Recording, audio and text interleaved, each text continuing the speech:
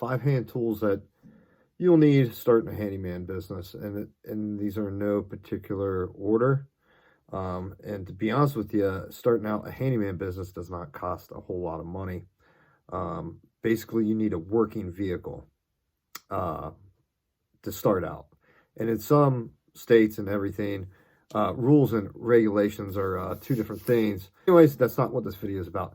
So the first one I would go with would be a drill or impact, but I would also make sure you get the little case full of bits, and that has all different kinds of little bits. And you don't have to get anything expensive. You can go with cheap Ryobi tools, stuff like that. Again, you don't need the best stuff.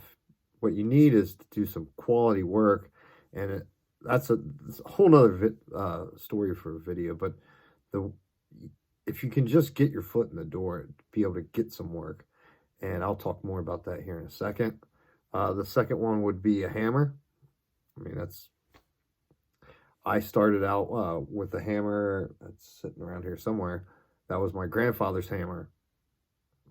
It worked fine for what I was doing, what I was starting out doing. And it wasn't until I made some money from some other jobs that I actually bought me a decent hammer. So, you know, and that other hammer is still fine. And my grandfather's been long gone. So, a level. I know it doesn't probably seem essential right at first, and it's not necessarily, but the reason being, I got a level from a dollar store, and I used it for over a year. And you can just go, to be honest with you, you could go to Harbor Freight and get you a Pittsburgh level for the money. They're not bad, a little 2-footer or something. But even if you get a cheap or inexpensive torpedo level, to be honest with you, it won't matter much. There might not be much difference, especially for the stuff that you're doing. And even at that dollar level, you know, you could be hanging pictures, anything that makes you $1. I mean, why knock the hustle, right? So then on 4, I've got Husky bag. That's a little tool bag made for a 5-gallon bucket that you can buy at Home Depot. You can buy it at any of your box stores. Even your smaller hardware stores carry buckets, and usually they're $2 to $3. That bucket and that Husky, here, I'll be right back. Okay. It is a Husky bag like this that goes around your 5-gallon bucket. Of course, this thing's filled to the brim. And this is what I started out with. Actually, I have probably 2 more of them. And these are like under $14.99. They might be $12.99.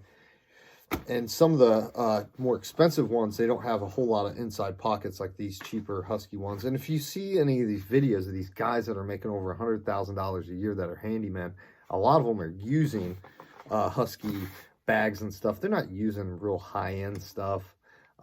If you've seen any of my other videos, some of those, I have some nicer bags compared to these guys. And to be honest with you, these guys probably make a lot more money. This one is a multi-bit screwdriver, to be honest with you, the one I had. And all I did was I took off the bottom and I put other bits in there that I had from other stuff. But I had one that my ex gave to me as some kind of gift. I'm sure it was very cheap, from like a TJ Maxx or something like that. But, you know, you spend $10 on one. They're great to always keep around. I carried one for the longest time. I still have one. I need to get a nicer one. I'm still using that old one. That, yeah, was a gift. And I guarantee it wasn't even $10 at the time. They're a little bit more expensive now. But yeah, that's it. I mean, as far as all these other little jobs and stuff, you know, you could even just get a cheap multi kit, you know, a 5-piece kit or something like that. This is just like hand tools and stuff. As far as power tools, I'll probably put another video out at some point about that. But yeah, I mean, even that, you don't need a whole lot to get started. And to be honest with you, I think I have like a 5.5-inch circular saw that I started out with and some other stuff. I mean, I bought a used Ryobi kit. And you know, and then the reason why I picked that platform was because it was so inexpensive. Like, at the time I still had a job and I could take a radio to work with me, and I had a few Ryobi batteries, and at the time I still have a nice DeWalt drill and light and stuff, but I could get the radio for so much cheaper. So that's why I went with that platform. And that doesn't matter, you can go with any platform of tools that you want as far as power tools. They are all becoming very inexpensive. And the reason why I stuck with Ryobi was because on some of the other stuff, like I have a old school Hitachi, you know, 10 FSH, big 10-inch compound miter saw. Anyways, I was getting tired of carrying that kind of stuff to the job. So, because I was lugging it in and back and forth in between my vehicle, even after I would get home, a lot of times I wouldn't leave it in my vehicle because I was afraid it would get stolen. So I would, this other stuff is a lot lighter, the newer stuff, and a lot of it is powered by batteries. And that was another thing, you know, then you start accumulating batteries, but I wouldn't worry about that at first. You could even get a used, a drill from the store, from a pawn shop or anywhere really. And I, to be honest with you, I won't even buy something like that at a pawn shop. I would just go and get a drill or the impact combo or whatever that's pretty inexpensive, and just buy it new because they are so cheap now. There's no sense in going to a pawn shop and paying close to retail. But on other things, I've bought a lot of stuff at pawn shops too. So as far as I've got this Warner stand over here, I got a pawn shop. I did have to clean the hell out of it, but I mean, I think I only spent like 40 bucks on it or something, or 35, or I don't know, and they're like 140 new. So I mean, why would I'm just gonna be stepping on the thing? It's like, I don't need a brand new ladder. That's another thing too.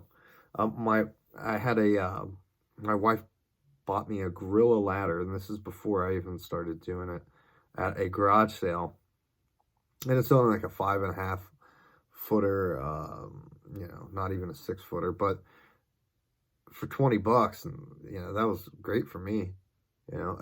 And then as I would do jobs, and this is what I wanted to iterate more in the beginning of the video, the more you get jobs, you can you know, if you're doing work at a family's house or a friend's house, and they're giving you the opportunity to gain the experience, if you're just starting out, you know, tell them, you know, whatever the job is or whatever, as long as they can pay for the materials. A lot of times I would do stuff if they could just buy me the tool, because then I'd have the tool for the future reference. So I'd charge them next to nothing.